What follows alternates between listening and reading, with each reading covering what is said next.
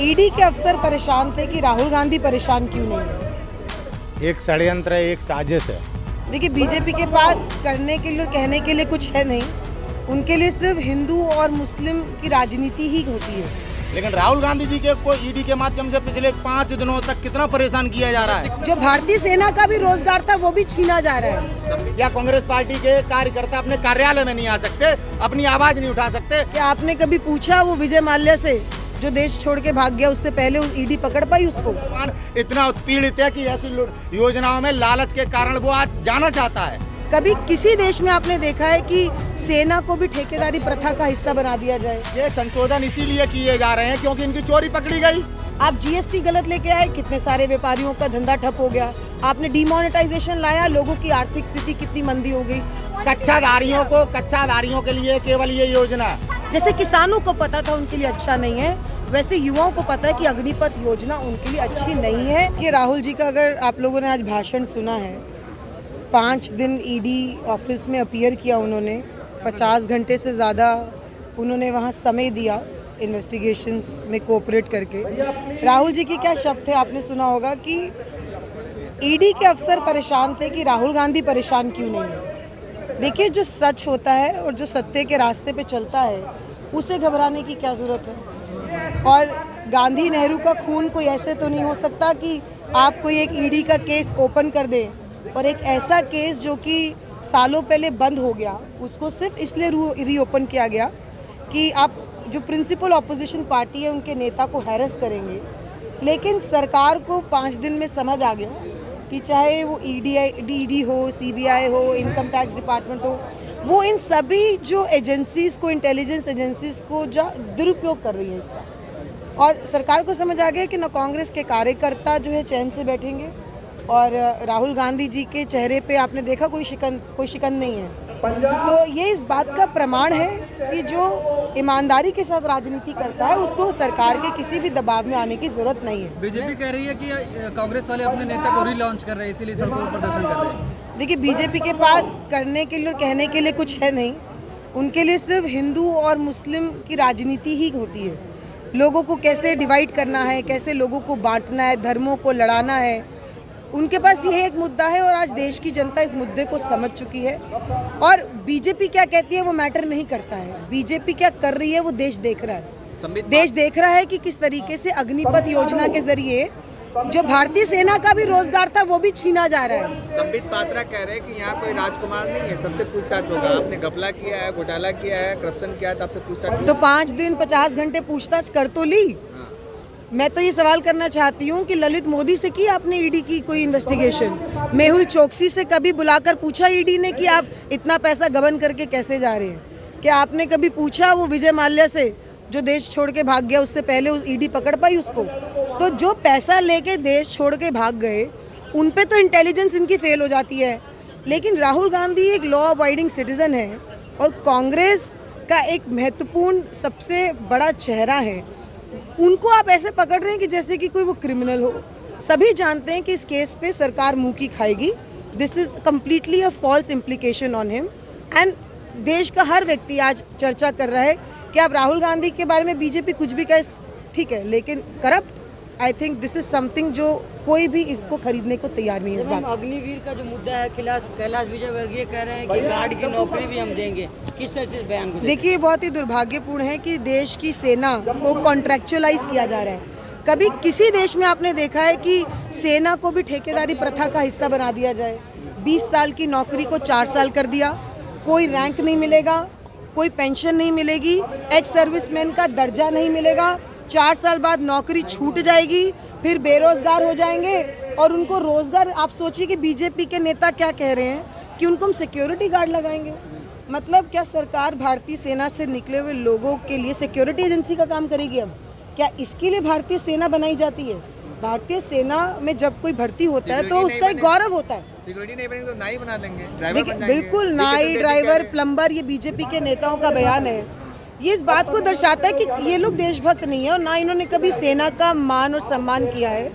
ये सिर्फ और सिर्फ राजनीतिक रोटियों को सेकने के लिए जितने भी सेना के चीफ हैं उनको सामने लाके खड़ा कर दिया और उनसे आप बार बार बुलवा रहे हैं कभी आपने इतिहास में देखा है कि सेना के चीफ ऐसे प्रेस कॉन्फ्रेंस करते हैं? कभी नहीं करते हैं। वो तो बता रहे ये पायलट योजना है, बहुत सोच समझ कर लाई गई है। कैसे पायलट योजना है? सेना के जितने सेना के प्रमुख हैं उन्होंने तो कहा है कि ये रोल बैक नहीं होगा।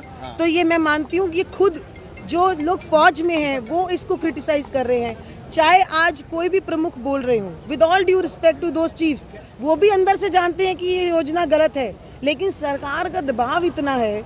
और प्रधानमंत्री मोदी जी के साथ समस्या क्या है कि उनके अंदर वो दिमाग ही नहीं है कि पॉलिसी कैसे बनती है, और ना उनके इर्द गिर्द ऐसे लोग हैं जो पॉलिसी अच्छी बना सकते हैं। ना वो स्टेक होल्डर्स से पूछते हैं कि पॉलिसी कैसे बननी चाहिए, ना वो अपोजिशन से पूछते हैं कैसे पॉलिसी बननी चाहिए। वो बस आते हैं, खाका लेकर आते हैं, रोल आउट कर देते हैं, फिर रोल बैक करते हैं। 2 साल तैयारी। भड़का रहे हैं, बिना जिहादी दिमाग के लोग। 8 साल से देश चला रहे हैं। जी, आपने कहा दिमाग नहीं है, तो बिना दिमाग के 8 साल से हिंदू मुस्लिम की राजनीति कर रहे हैं ना। उनका जो माइंडसेट है वो लोगों को डिवाइड एंड रूल करने का है। देश को चलाने के लिए ये माइंडसेट नहीं चलेगा। देश को चलाने के लिए आपको नई योजनाएं लेनी है जिससे देश आगे बढ़े, ना कि देश पीछे बढ़े। आप जीएसटी गलत लेके आए, कितने सारे व्यापारियों का धंधा ठप हो गया। आपने डिमोनेटाइजेशन लाया, लोगों की आर्थिक स्थिति कितनी मंदी हो गई। आज पेट्रोल डीजल कितना ऊपर है, सिलेंडर का दाम कितना ऊपर है। महंगाई पे कोई बात नहीं, रोजगार पे कोई बात नहीं। एक जो थोड़ी बहुत रोजगार, जो एक कहते हैं ना कि एक सम्मान बचा था, नौजवान जो सुबह 4 बजे 5 बजे उठ के रोज दौड़ता है सड़कों पर। आप भी देखते हैं कि नहीं देखते हैं कि बहुत सारे ऐसे नौजवान होते हैं जो सड़कों पर सुबह 4-5 बजे दौड़ रहे होते हैं। वो प्रैक्टिस कर रहे होते थे कि उनको इंडियन आर्मी में जाना है। अभी वो इंडियन आर्मी की अपॉर्चुनिटी भी आपने उनके लिए ख़त्म कर दी। और मैं आपके माध्यम से बताना चाहती हूँ कि ओरिजिनल रिक्रूटमेंट प्रोसेस जो है भारतीय सेना का, उसको रिप्लेस कर दिया गया। ये एडिशनल नहीं है। अगर सिर्फ 4 साल की कोई योजना लानी थी सरकार को, क्योंकि मोदी जी के पास तो दिमाग नहीं है, तो हमसे कांग्रेसियों से ही ले ले थोड़ा सा। मैं अजीत डोभाल को भी नहीं है तो क्या हो नहीं तो अजीत डोभाल जो है क्या हो गया, मतलब क्या हो गया? अजीत डोभाल अगर क्या है, अगर क्या उसको क्रिटिसाइज नहीं कर सकते?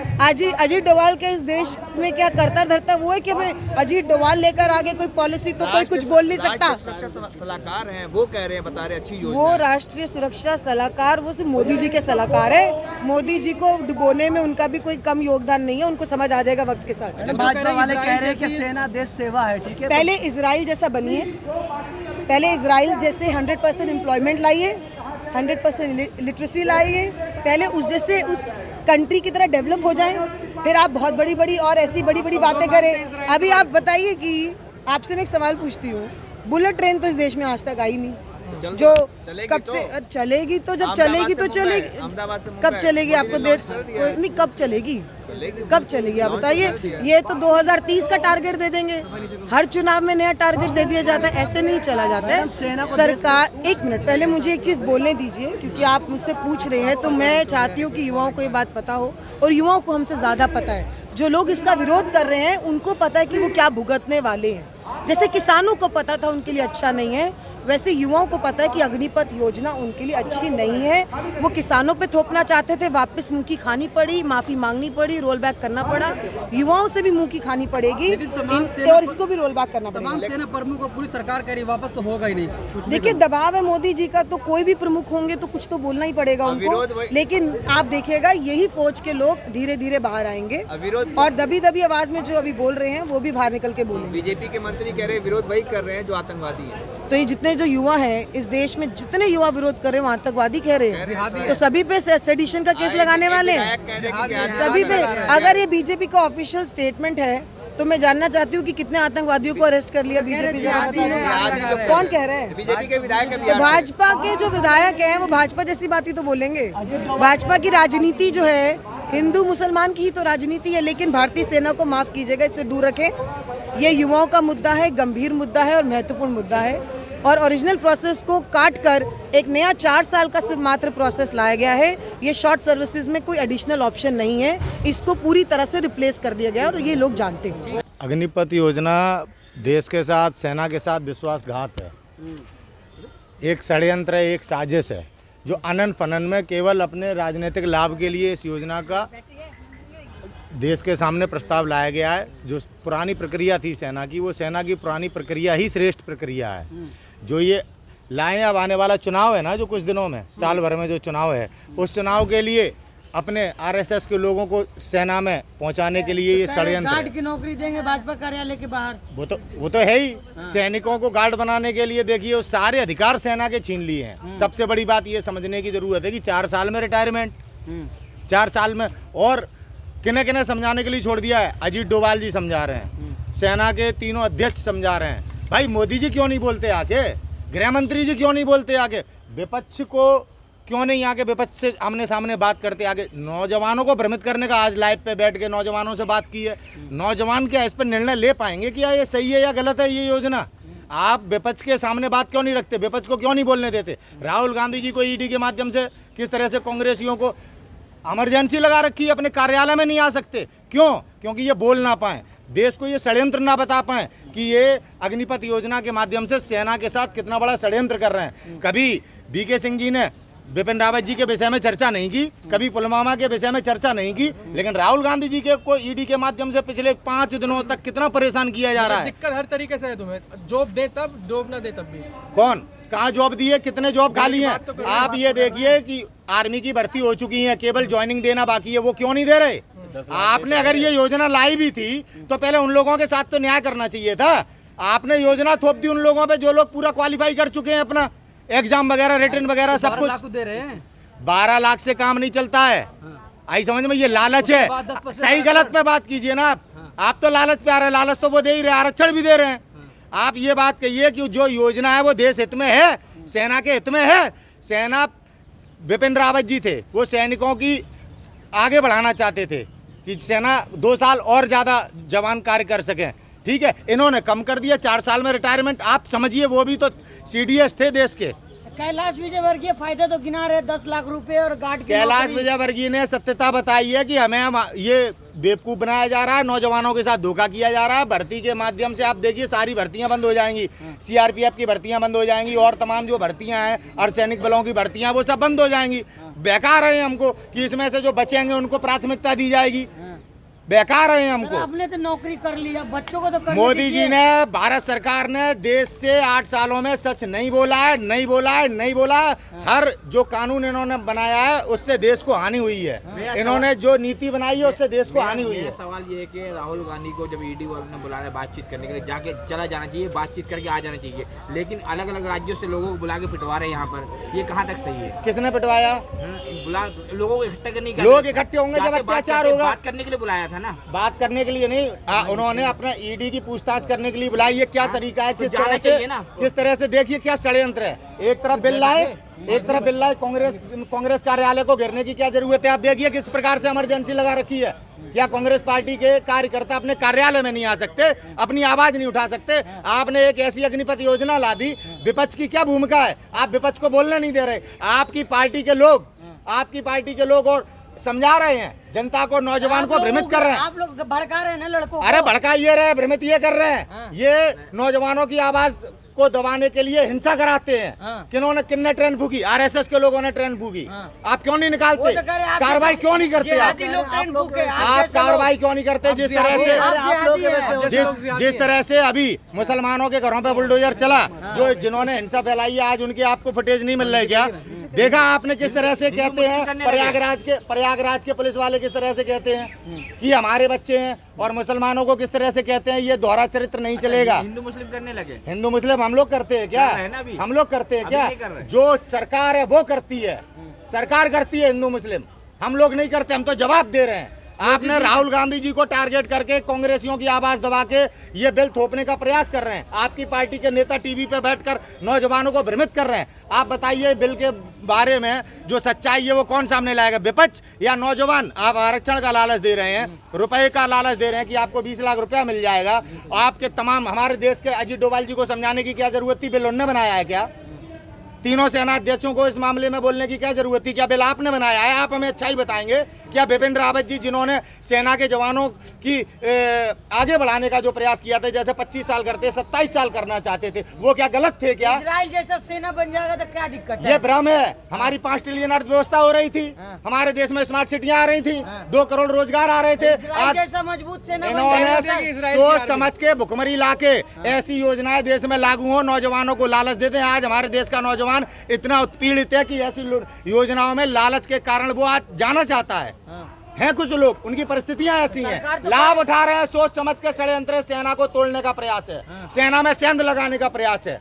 आपको ये हमेशा याद रखना चाहिए, आप सब भारतीय हैं, हमारी सेना के साथ देश को खड़ा होना चाहिए। आज सेना के साथ छल कपट किया जा रहा है, जैसे आज तक देश की जनता के साथ किया जा रहा सेना था। के प्रमुख कह रहे हैं कि सही है, आप कह रहे हैं छल कपट। कौन कह रहा है? जो लोग भारतीय जनता पार्टी के साथ राजनीति कर रहे हैं। आज जयवर्धन राठौर साहब समझा रहे थे, बीके सिंह समझा रहे थे, जो समर्थन दे रहा है यही बीके सिंह 35 साल की नौकरी करने के बाद जब इन्हें रिटायरमेंट दिया जा रहा था तो सुप्रीम कोर्ट में अपने लिए 6 महीने बढ़वाने गए थे। आज हमारे नौजवानों के भविष्य पे ताला लगाना चाहते हैं। ऐसे लोगों की बातों में आएंगे आप लोग, ऐसे लोग जो हमारे भविष्य के साथ खेल रहे हैं, देश के साथ खिलवाड़ कर रहे हैं, ये स्वार्थी लोग हैं। आज अपनी राजनीतिक छवि को बचाना चाहते हैं, पार्टी को बचाना चाहते हैं, जानते हैं देश में इनका विरोध है। बीजेपी तो ट्विटर पे बहुत सारे लोग वीडियो डाले कर सब सपोर्ट कर रहे हैं। आज अगर इनके बिल में थोड़ा सा भी राष्ट्रवाद होता, थोड़ी सी भी पारदर्शिता होती तो अजीत डोभाल का सहारा नहीं लेना पड़ता, सेना के अध्यक्षों का सहारा नहीं लेना पड़ता। ये चोर है। तो बार बार किए जा रहे हैं, रक्षा मंत्रालय में 10% आरक्षण दिया जाएगा, फिर भी विरोध कर रहे हैं। ये संशोधन इसीलिए किए जा रहे हैं क्योंकि इनकी चोरी पकड़ी गई,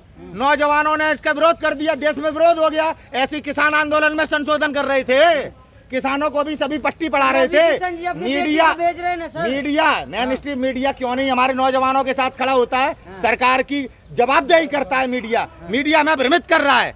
मीडिया भारतीय जनता पार्टी की बोली बोल रहा है, जनता को समझना पड़ेगा। सर कुछ भी हो जाए लेकिन मना हो गया है कि बिल तो वापस नहीं होगा, कुछ भी कर लें, कितना भी। ये भारत है, अहंकार अच्छों का नाश हुआ है। देश का नौजवान जब सड़कों पे उतरेगा, ये बिल तो छोड़ो, ये सत्ता से भी नीचे आएंगे। ऐसे उसी टाइम भी कह रहे जब कृषि कानून आया था, लेकिन फिर भी वापस लिया ना, अहंकार टूटा ना, तो देश के नौजवानों को ललकार रही है भारतीय जनता पार्टी। इसका जवाब नौजवान देंगे। नौकरी नहीं मिल रही थी तो दिक्कत, भर्ती नहीं हो रही तो दिक्कत, अब नौकरी मिल रही है और भर्ती भी योजना भी लाया। ऐसी नौकरी का क्या करना जो देश हित में ना हो? बाल का खाल निकालना है, देश हित में नहीं है, ये नौकरी नहीं है, षड्यंत्र है। सेना को मॉडर्न बनाना चाह रहे हैं, उसमें क्या दिक्कत? सेना मॉडर्न उस टेक्निक से भी बन सकती है जो आज तक हमारे देश में भर्तियां होती आ रही हैं। अच्छा। सेना की जरूरतें पूरी करने की जरूरत है, सुविधाएं देने की जरूरत है। योजना जो भर्ती योजना है उसमें सेंध लगाकर अपने कच्चाधारियों के लिए केवल ये योजना, कौन है?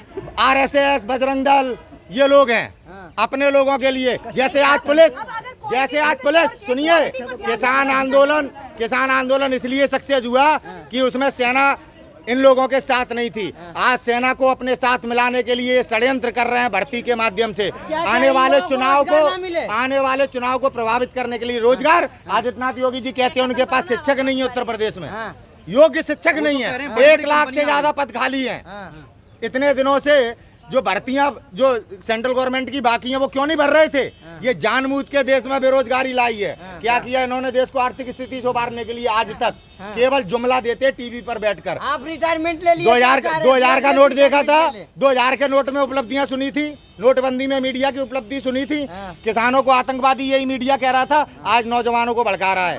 आज भी अगर देश का नौजवान इस मीडिया के चरित्र को नहीं समझ पाया और ये सत्ताधारी जो ये राठौर साहब और ये जो बीके सिंह जी जो आज देश की जनता को भ्रमित कर रहे हैं, आज अगर देश की जनता इन लोगों को नहीं समझ पाई है, आने वाले दिनों में भारत इसके परिणाम भुगतेगा। सुपर न्यूज़ 24 कोलकाता, हर कदम सच के साथ।